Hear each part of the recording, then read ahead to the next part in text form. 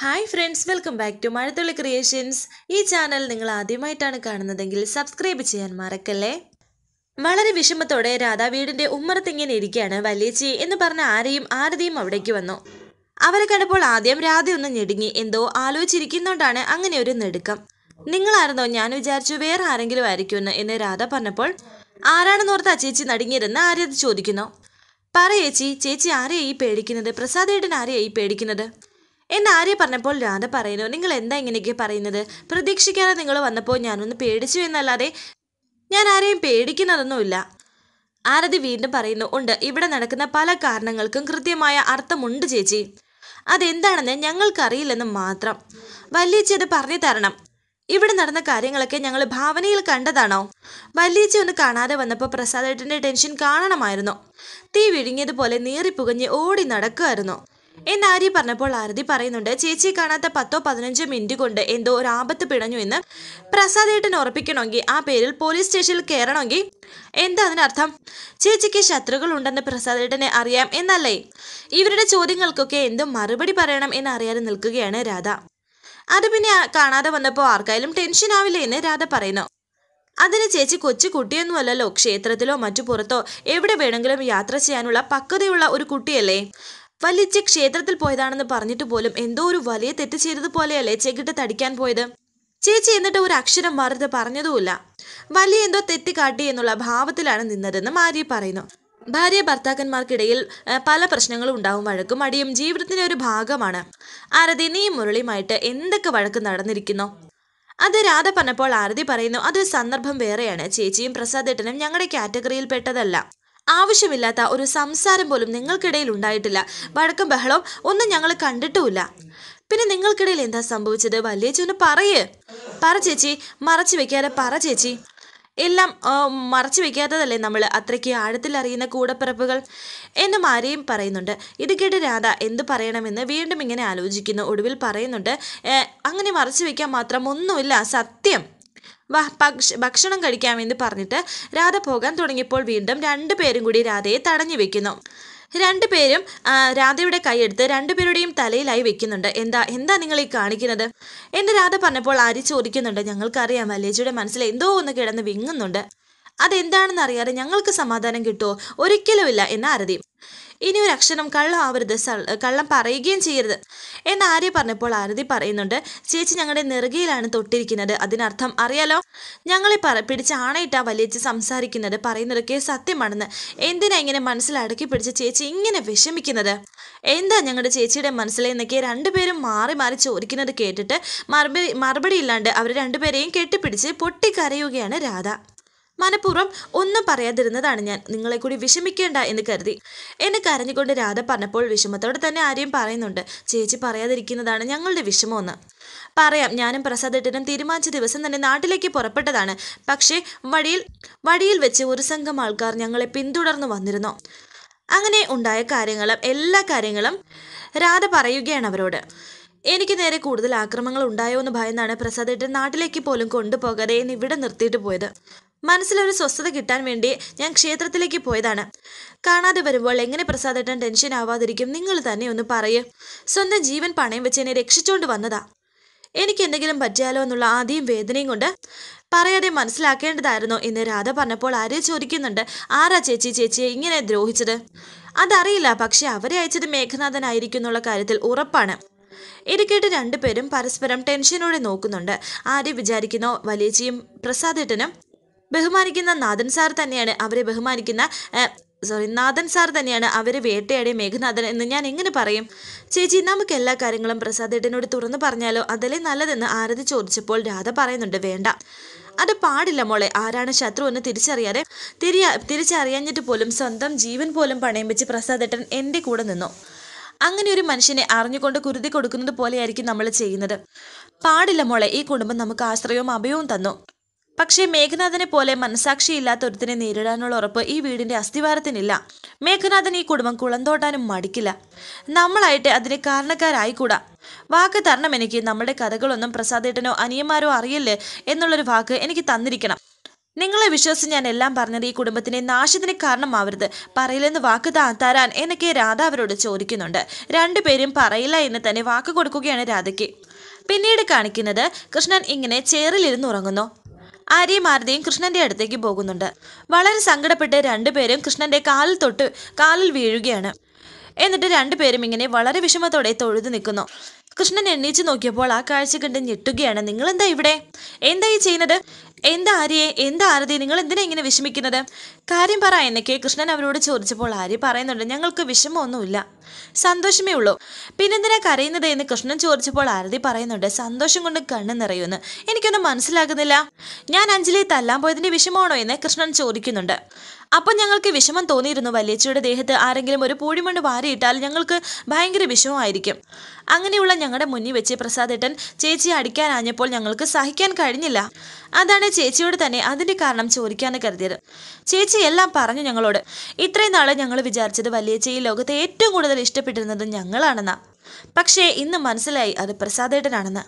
സ്വന്തം ജീവൻ കൊടുക്കാനും തയ്യാറായില്ലേ? സ്വയം ജീവൻ രക്ഷപ്പെടുത്തി ഓടാതെ സ്വന്തമായി ചേർത്ത് പിടിച്ചില്ലേ ഞങ്ങളുടെ ചേച്ചിയെ?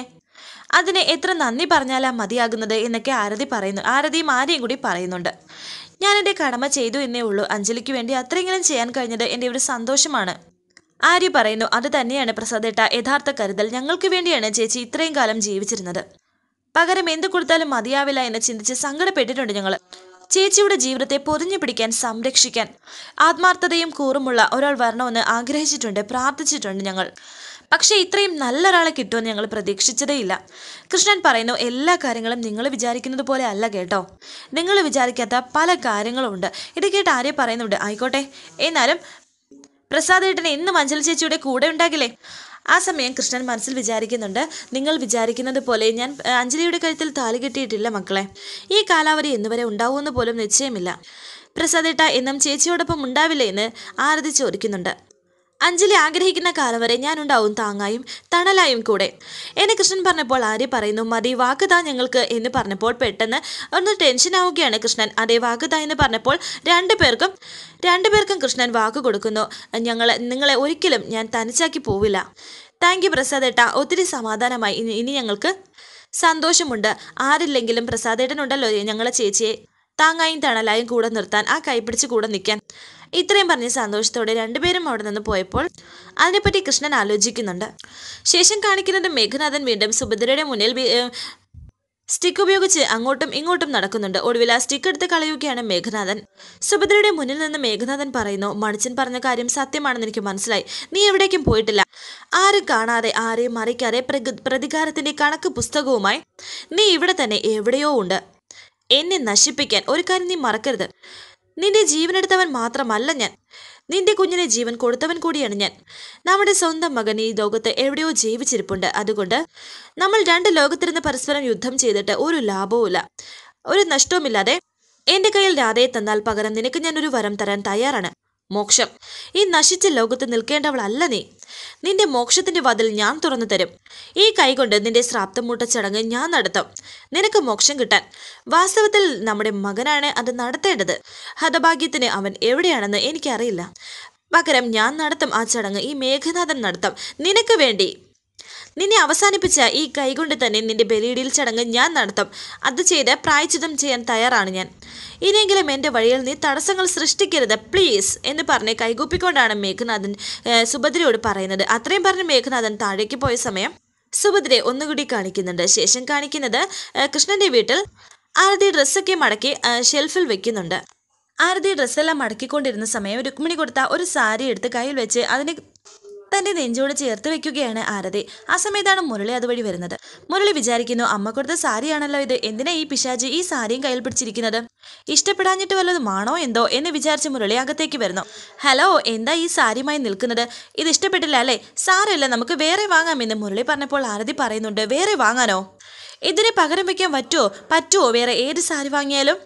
അതെന്താ സ്വർണം വെച്ച് ഉണ്ടാക്കിയതാണോ ഈ സാരി എന്ന് മുരളി ചോദിച്ചപ്പോൾ അതെ, സ്വർണത്തെക്കാൾ വിലയുള്ള വേറെ പല സാധനങ്ങളും ഉണ്ട് ഈ ലോകത്തെന്ന് ആരതി പറയുന്നുണ്ട്. അതെന്താ സ്വർണത്തെക്കാൾ വലുത് എന്ന് മുരളി ചോദിച്ചപ്പോൾ ആരതി പറയുന്നുണ്ട്, വാത്സല്യം, കരുതൽ, ഇഷ്ടം. അമ്മ എനിക്ക് വാത്സല്യത്തോടെ തന്നതാണ് ഈ സാരി എന്ന് ആരതി പറഞ്ഞപ്പോൾ മുരളി ചോദിക്കുന്നുണ്ട്, ആരുടെ അമ്മ? ഇതെന്താ അറിയാത്തതുപോലെ നാട്ടിൽ പോയപ്പോൾ ആരുടെ അമ്മയാണ് ഞാൻ കണ്ടത്? ആ അമ്മ തന്നെ. എൻ്റെ അമ്മയെ തനിക്കെന്താ ഇത്ര വലിയ വില? അത് മനസ്സിലായില്ല എന്ന് മുരളി. ഓർമ്മ വെച്ചതിൽ പിന്നെ ജീവിതത്തിൽ ആദ്യമായിട്ടാണ് അച്ഛനും അമ്മയുമുള്ള ഇതുപോലെ ഒരു വീട്ടിൽ ഞാൻ ആദ്യമായിട്ട് കഴിയുന്നത്. ആ അച്ഛൻ്റെ തണല്, ആ അമ്മയുടെ വാത്സല്യം, അതൊക്കെ അറിഞ്ഞും അനുഭവിച്ചും ഒരു കുടുംബത്തിൽ ജീവിച്ചത് ഞാൻ അത് എന്തുമാത്രം ആഗ്രഹിച്ചു എന്നറിയോ? ഇതിനൊക്കെ ഇയാളോട് എത്ര നന്ദി പറഞ്ഞാലും തീരില്ല എന്ന് ആരതി പറഞ്ഞപ്പോൾ മുരളി മനസ്സിൽ വിചാരിക്കുന്നുണ്ട്, ഈശ്വര, ഇത് ഇവള് തന്നെ സത്യമായിട്ട് പറയുന്നതാണോ? മുരളി തിരിഞ്ഞെന്നാണ് ഇത് വിചാരിക്കുന്നത്. ആരതി ചോദിക്കുന്നുണ്ട്, ഇതെന്താ അങ്ങോട്ട് തിരിഞ്ഞു നിൽക്കുന്നത്? അല്ല, എനിക്കൊരു സംശയം, ആരതി അവസാനം പറഞ്ഞതെന്താ? അത് എത്ര നന്ദി പറഞ്ഞാലും തീരില്ലെന്ന് ആരതി പറഞ്ഞു. എന്നോട് തന്നെയാണോ ഇതൊക്കെ പറഞ്ഞത് എന്ന് വീണ്ടും മുരളി ചോദിക്കുന്നുണ്ട്. പിന്നല്ലാണ്ട് അത്ര വാത്സല്യമുള്ള അച്ഛനമ്മമാരുടെ മക്കൾ ഒരാളെ പോലെ ജീവിക്കാൻ സാധിച്ചില്ലേ? അതിന് നന്ദി പറയാതിരിക്കാൻ പറ്റുമോ? ഓ, അതിനിത്ര നന്ദിയുടെ ആവശ്യമൊന്നുമില്ല.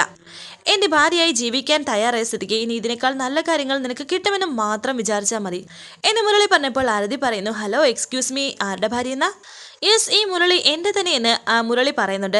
അയ്യടാ, ഒരു മുരളിയുടെ ഭാര്യ പദവി. നിങ്ങൾ എന്താ വിചാരിച്ചത്? ആ അച്ഛൻ്റെയും അമ്മയുടെയും സ്വഭാവം കണ്ട് എൻ്റെ മനസ്സ് അല്പം ഒഴുകിയെന്ന് കരുതി നിങ്ങളെ ഞാൻ അംഗീകരിക്കുമെന്ന് കരുതിയോ? ഒരിക്കലുമില്ല. പക്ഷേ നീയല്ലേ പറഞ്ഞത് നന്ദിയുണ്ടെന്ന് വീണ്ടും മുരളി ചോദിച്ചപ്പോൾ ആരതി പറയുന്നുണ്ട്, അതുകൊണ്ട് നന്ദിയുള്ളതുകൊണ്ട് ഒരാളുടെ ഭാര്യയായി ജീവിക്കണമെന്നുണ്ടോ? ഇല്ലല്ലോ. അച്ഛനെയും അമ്മയും നിങ്ങളുടെ സഹോദരങ്ങളെയും ആ വീടും ഒക്കെ എനിക്ക് ഇഷ്ടപ്പെട്ടു, ഒരുപാട് ഇഷ്ടപ്പെട്ടു.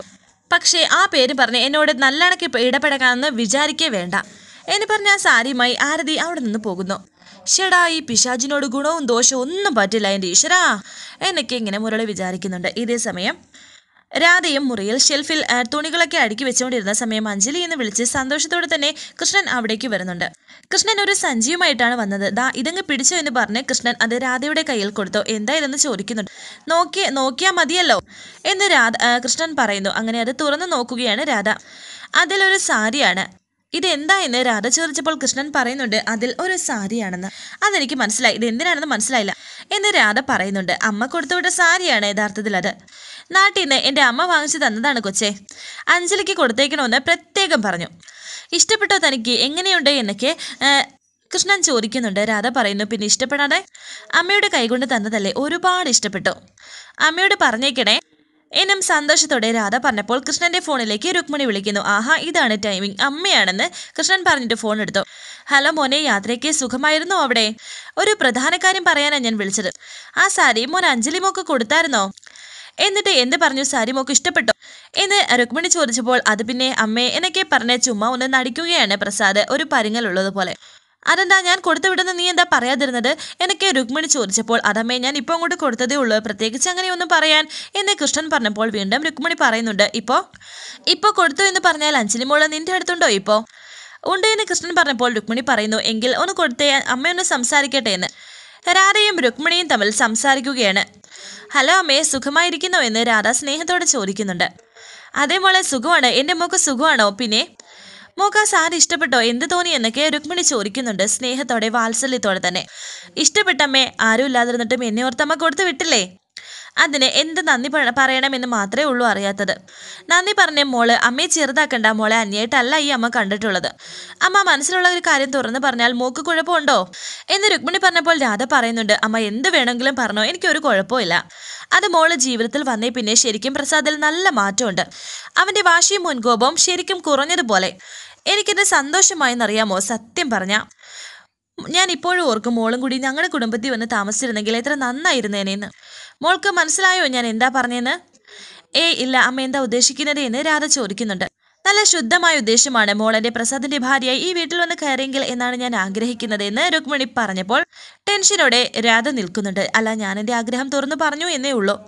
അവനും അത് ആഗ്രഹിക്കുന്നുവെന്ന് എനിക്ക് ഉറപ്പാണ്. മോള് ഇപ്പോൾ ഒരു മറുപടി പറയണ്ട, സാവകാശം ആലോചിച്ച് പറഞ്ഞാൽ മതി. ഫോൺ മോള് പ്രസാദിന്റെ കയ്യിൽ കൊടുക്കുക എന്ന് പറഞ്ഞിട്ട് രുക്മിണി കൃഷ്ണനോട് സംസാരിക്കുന്നുണ്ട്. മോനെ അമ്മ അഞ്ജലിയോട് നിങ്ങളുടെ വിവാഹത്തെക്കുറിച്ച് ഇപ്പോൾ സംസാരിച്ചു. നിനക്ക് അവളെ കല്യാണം കഴിക്കാൻ ഇഷ്ടമാണെന്ന് എനിക്ക് നന്നായിട്ടറിയാം.